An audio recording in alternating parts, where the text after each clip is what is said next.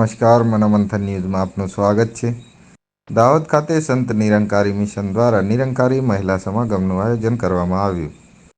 દાહોદ જિલ્લા ખાતે સંત નિરંકારી મિશન દ્વારા મુંબઈ મહારાષ્ટ્રથી પધારેલ આદરણીય બહેન સરબજીત શોકની અધ્યક્ષતામાં નિરંકારી મહિલા સમાગમનું આયોજન કરવામાં આવ્યું। આ કાર્યક્રમમાં વક્તાઓએ ભિન્ન ભિન્ન ભાષાના માધ્યમથી સદગુરુનો સંદેશ આપતા પ્રસ્તુતિઓ કાર્યક્રમ રજૂ કર્યા, જેમાં જણાવ્યું કે નિરંકારનું જ્ઞાન લીધા પછી જીવનમાં કેટલા પરિવર્તન આવે છે, જેવી રીતે સંસારના કાર્યો સાથે સાથે નિરંકાર પ્રભુને પણ ધ્યાનમાં રાખવું, એવા સત્સંગ સિમરન સાથે જોડાયેલા રહેવું અને સમાજના કાર્યો માટે આગળ રહેવું, એવી પ્રસ્તુતિઓ રજૂ કરવામાં આવી। આ મહિલા સમાગમમાં દાહોદ, પંચમહાલ, મહીસાગર સહિત છોટાઉદેપુર આમ 4 જિલ્લાઓમાંથી હજારોની સંખ્યામાં નિરંકારી બહેનોએ ભાગ લીધો હતો।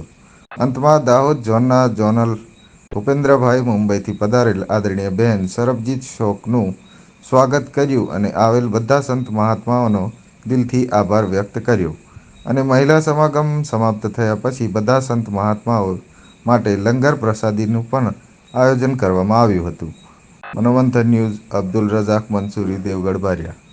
संगत जी, प्यार से कहना बहन निरंकार जी, दासी का नाम ज्योति है और आज जो आप यहाँ नज़ारा देख रहे हैं, दाहोद जोन का निरंकारी महिला संत समागम सदगुरु माता सिद्धीशाली महाराज के आदेश अनुसार और उनके आशीर्वाद से मुंबई महाराष्ट्र से पधारे हुए आदरणीय बहन सरबजीत शौक जी के पावन सानिध्य में ये मनाया जा रहा है, जिसमें दाहोद जोन के आसपास के सभी ग्रामीण विस्तारों से बहनों ने बढ़ चढ़कर हर्षोल्लास के साथ, उत्साह के साथ ये हिस्सा लिया है।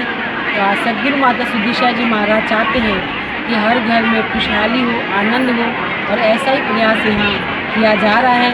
जहाँ हम आज देखते हैं कि पूरा विश्व नारी शक्ति उत्थान और विकास के लिए कार्य कर रहा है, वहाँ निरंकारी मिशन में भी महिलाओं को आदर और सम्मान के साथ पूरा अवसर दिया जाता है और ऐसा ही सुंदर प्रयास आज यहाँ दाहोद जोन की ओर से किया गया है।